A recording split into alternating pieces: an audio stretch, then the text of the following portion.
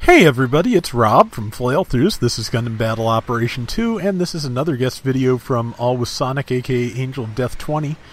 He recently got himself the Gundam Alex, and he really likes it. He said this is going to be his main general unit from now on, so I thought, since he said he had a good round, I would show it off. The Gundam Alex has a charging beam rifle, and what makes it unusual among charging beam rifles is the fact that it can charge up to a stunning shot relatively quickly, and it can do it, fairly well without overheating. It can also fire a lot of consecutive uncharged shots without overheating. So it's not the most damaging beam rifle in the game, but it has a lot less downtime than a lot of beam rifles, and that's important. The Alex, of course, also has its trusty arm Gatlings, and 1900 damage. So as you can see, it's not super strong, but again, you can get a lot of shots out with it. But it also has its arm Gatlings, which do a lot of damage and stun, but only at relatively short range. Sonic's going after the checkpoint here, which always a good idea. Always grab the checkpoints. Always make sure your team has checkpoints. The closer you can spawn to the enemy, the less vulnerable you are, because if your team is out there without you while you're getting back into the fight, it's a problem. So checkpoints, very important. A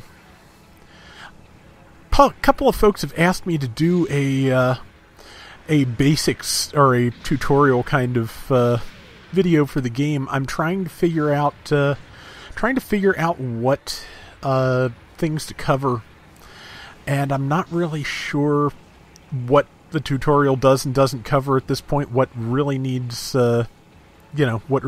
covered. I'm thinking primarily the two main things the tutorial does not, to my memory, go into much detail about are how to combo and switch from one weapon to another, and how to manage boost, which are a couple of very important topics. But I'm gonna ruminate on that, since I do have the side job at T-Formers, covering robot news, Transformers Robot News to be specific. I am not going to have time till after SDCC to even think about such a video anyway, so I've got a little bit of time to mull it over. Oh, good shot there. And see, yep, another one. And that's the strength of the Alex right there, the fact that it can fire 2 or 3 consecutive charged and uncharged shots and not overheat it to beam rifle. That is very valuable. It can be a lot more valuable than just a couple of stronger shots, especially at this range, where look how well the charged shot followed by an uncharged shot followed by beam saber and all that. Look how well that locked down this Jim Sniper.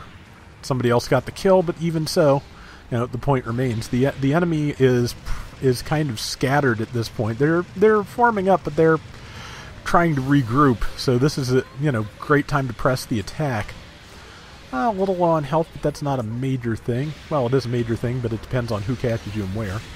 Managed to catch the enemy and get some good damage in without getting shot in the back. That's important. The other skill the Alex has, again, the Alex is kind of all about good resource management, because it can also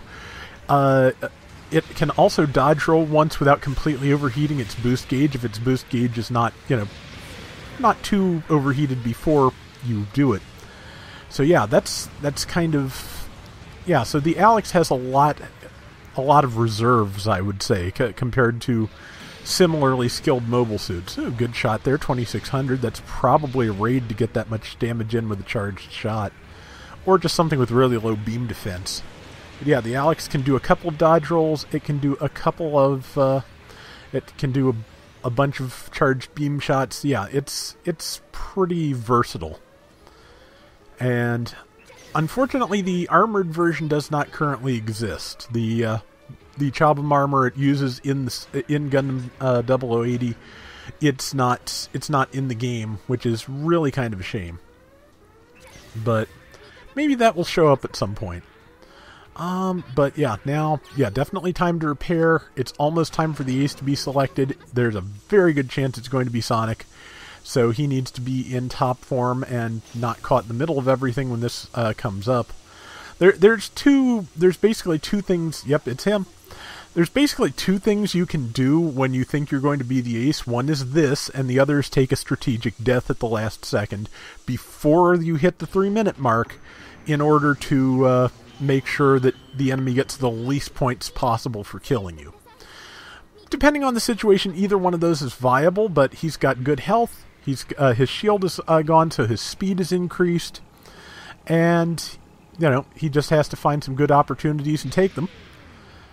Ace managed to dodge that one. Enemy ace is also an Alex. Interesting. Let's see. Looks like 1,000 damage per shot. As you can see, he could do 3 shots in a row and did not, and his rifle was still not in the yellow. In case you've never noticed, the indicator, the charge indicator for beam-based weapons, if it's blue, you can fire without overheating the weapon. If it's yellow, you will overheat the weapon if you fire. So that's what to keep an eye on when you're managing heat on your beam weapons, because that's a very important thing to do.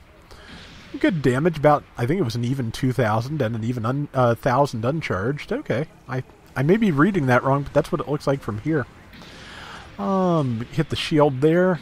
That person's almost dead. Perfect dodge roll by them. Got them out of Sonic's way. But he's still focused on them because they are the weakest thing there, and that is important. And he's just got to, let's see, the enemy ace destroyed an ally. He is kind of by himself, so he's pulling back because the enemy is pushing really hard now because he is worth 1,200 points. So that is a high mobility Zaku. A lot of speed. It's got those missiles, which can be really damaging. But luckily, here's someone who has his back. And he's got enough. There we go. Yep. No? Okay.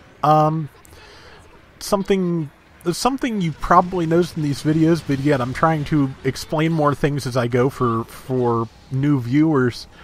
You can cancel out of your melee animations with a boost. So if you have boost left, you can get out of that long pause after a downswing. So that's kind of important when managing your melee options. Like I said, managing boost and managing weapon swapping are a couple of subjects I think I do want to cover if I do another, things new players should know about Gundam Battle Operation video or series.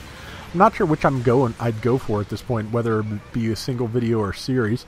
And there's a Hildolfer harassing that Zaku, which is great. Let's see, 5 seconds left or so. Well, more like 8, but either way, you get the idea. And he's just got to... Perfect.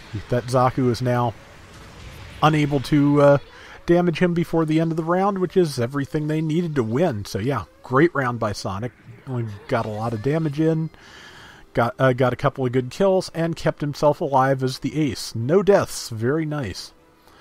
And yeah, top score, top assist, top damage caused. So yeah, excellent all around.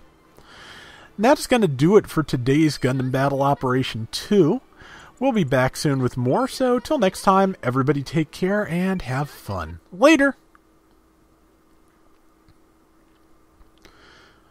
The Alex also has a Hyper Bazooka, which, as I recall, readies up fairly quickly between shots, which most Hyper Bazookas do not. But it was a rare drop unto itself. I think it did hit the recycle ticket store eventually, but you don't see it very much. I do have it, so maybe if I haven't already, I will do a round with it sometime just to show how it works.